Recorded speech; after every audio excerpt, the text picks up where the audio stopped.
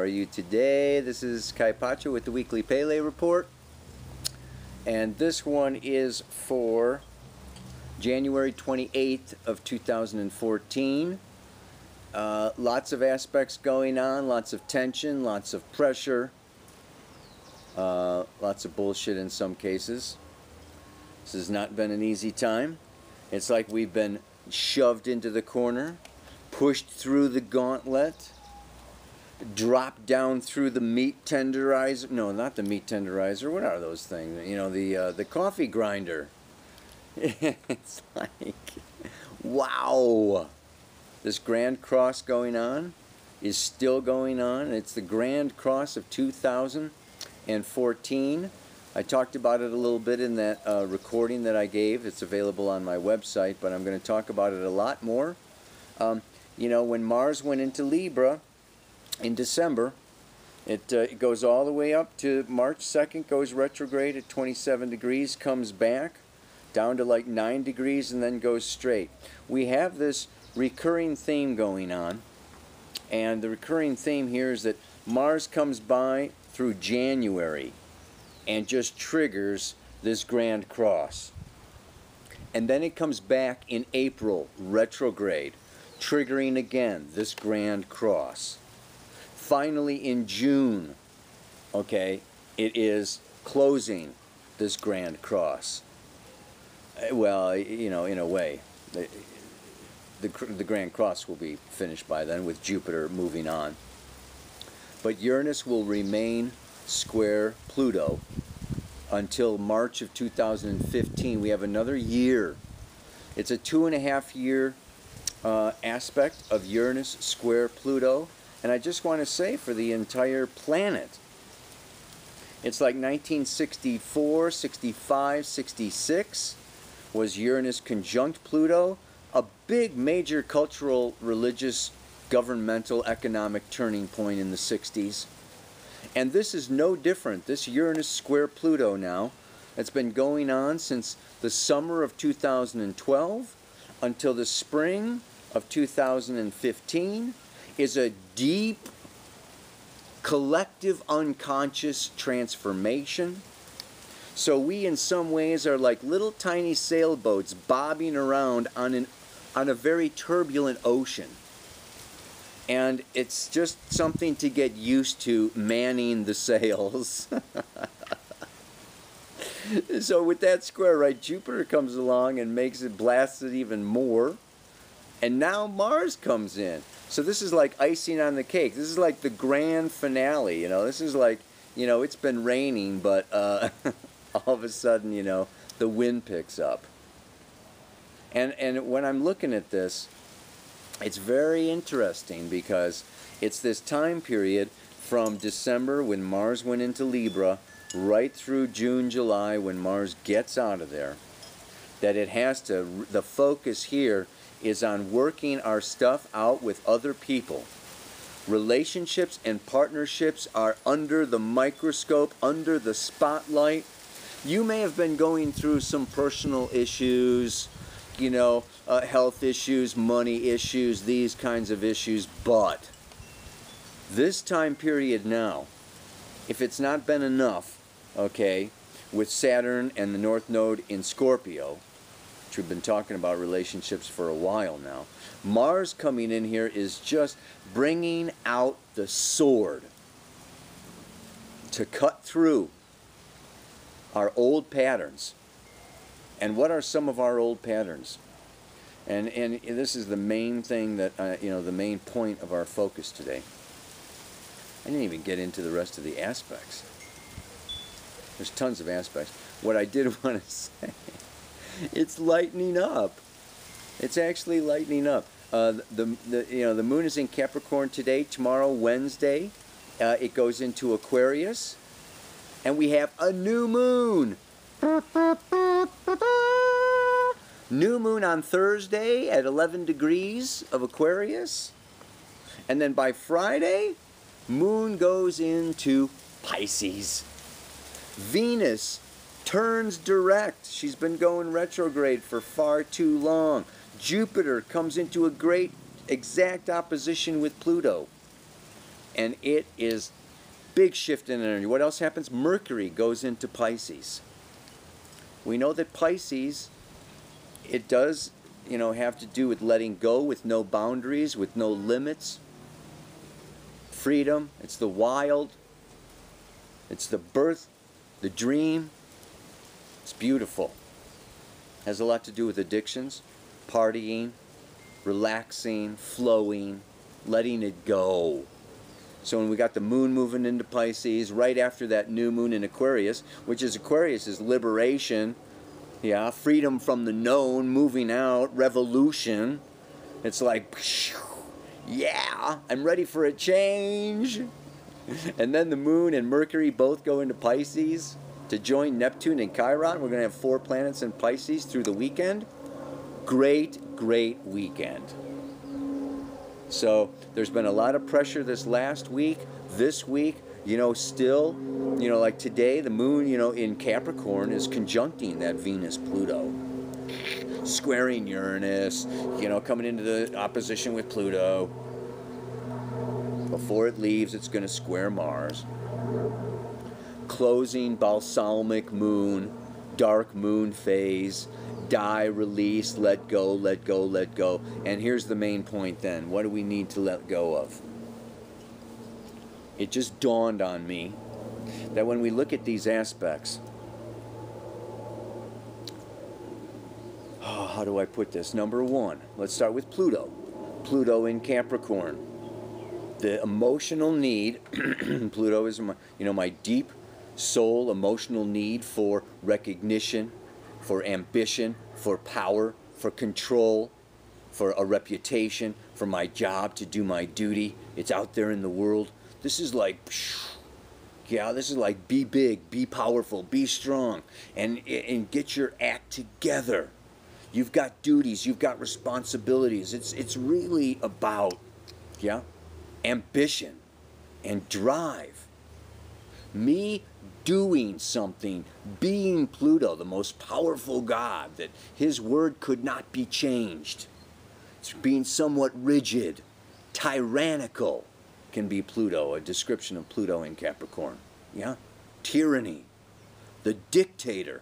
I want things this way. So there can be this, we're all dealing with this, you know, tyrant within us, that I want it this way. I need it this way. Squaring this Uranus. Yes? In Aries, first house, cardinal, first house. Rebel, revolution. I want the new, I want transformation, I want, you know, I want freedom. I want space. I want my own, you know, so there's, this is, you know, this is really a time, yeah, where there can be a lot of, we're bumping up against our own rigid behavioral patterns. Again, Uranus can be very, you know, in Aries is I want my way, I want it now, I want it here, I want it this way, I'm gone, I'm out, I'm this, I'm that. I. Jupiter in Cancer, third leg of that T-square, coming into this opposition with Pluto, yes, is that, you know, again, my feelings, my needs, my inner child, my truth, my intuition.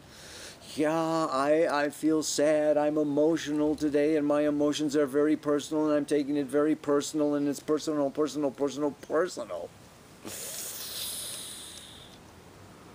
So you can see how these 3 things might all have something in common. Haven't guessed it yet? Mars goes into Libra. We have other people.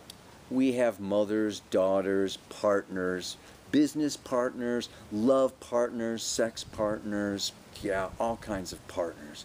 We have other people that we're interacting with all the time. We are not in a vacuum. We are not in a void. We cannot always have our own way.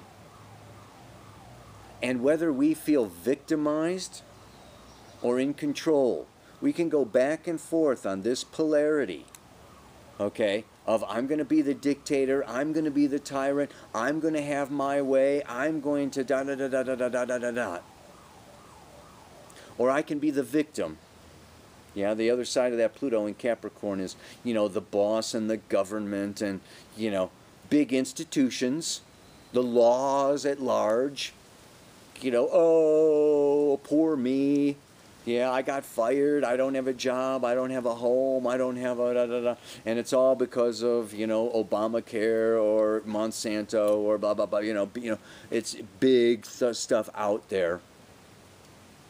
So whether we are victim or perpetrator, whether we are on top or bottom, whether we are in charge, you know, in full of power or powerless, we can stay the same. Does not require change. And this is the south node of the moon, still in the fixed sign of Taurus. Our past can be that we can either be right or we can be wrong, but we are what we are, who we are. You get it, you know? Mars comes into Libra, and other people, we have arguments. Mars in Libra is fighting with your partner, man. We disagree. There's discord. Yeah? Mars' sister was Eris. Eris was the goddess discord. Yeah? So Mars and his sister Eris come marching through Libra. This creates disagreements, arguments. The other people, the other person, you know, coming from a different reality, a different place, different needs. And it like fires up this whole square and pushes us out of that south node in Taurus to the future north node in Scorpio, where we also have Saturn over there in Scorpio. That says it's about transformation of self. That this is a time where it's not, you know, either I get my way or they get their way. We have to create the third pole. We get our way. This is the new paradigm. This is the age of Aquarius. This is where the new moon is happening in Aquarius. It's our way. It's not your way or my way. So I think, you know, I'm feeling all of the dynamics going on, and this, and now I'm not talking just about this week. You know, I said January, you know, is like the new shot, the new impulse, the new awakening, the new awareness of, oh my God, I have to change myself in order to be in this relationship, in order to, you know, create this future, in order to, you know, be a part of the community, in order for it to happen. And it's scary. This is the Mars opposite Uranus. It's a lot of people don't know who they are. But even if you do think that you do know who you are, you don't know who you are outside of that identity, outside of that box. It's going into virgin, unknown territory. If I'm to transform, if I'm to change, if I'm to let go of myself, I don't know what my new self is to look like. I don't know how to do this. It's like getting a new part in a play. You know, I have to play this new part. Well, give me the lines. Here we're being told, like, it's like we need to play this new part, and we don't even have the lines. We have to create the lines. And part of the way of creating those lines is to be, this is Saturn moving through Scorpio, Mars moving through Libra, is to listen to the partner. Take it in. Absorb it. The initial reaction response will be to resist, to fight, to stay the same, to stay in the known territory, to do it the way I've always done it. It's always worked. Why should I change? Blah, blah, blah, blah, blah, blah, blah, blah, blah. And argue about it. And I encourage you get over that initial reaction. That's why this Moon Mercury going into Pisces is going to lighten things up. We can receive more, we can listen more. There's going to be more of a receptive attitude, approach within the collective we can tap into. And of course, Pisces has to do with surrender also. So it's not easy, but I am going to say that it does have to do with going, you know, Scorpio North Node is, you know, the death of my personal individual self to birth a relationship, to birth something beyond, something greater than myself.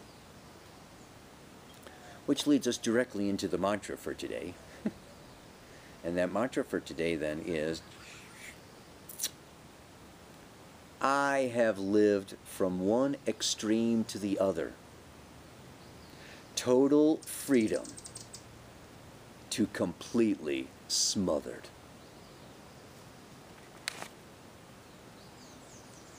I see true love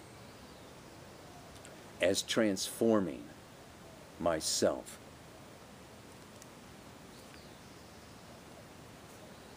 To be born anew by listening to you.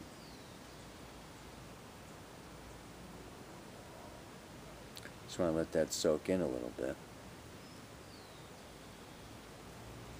It's letting down the walls, letting down the barriers, opening the doors, opening the ears, not going from total freedom to being smothered or too much duty or too much responsibility, or it's all about the other person and it's not all about myself.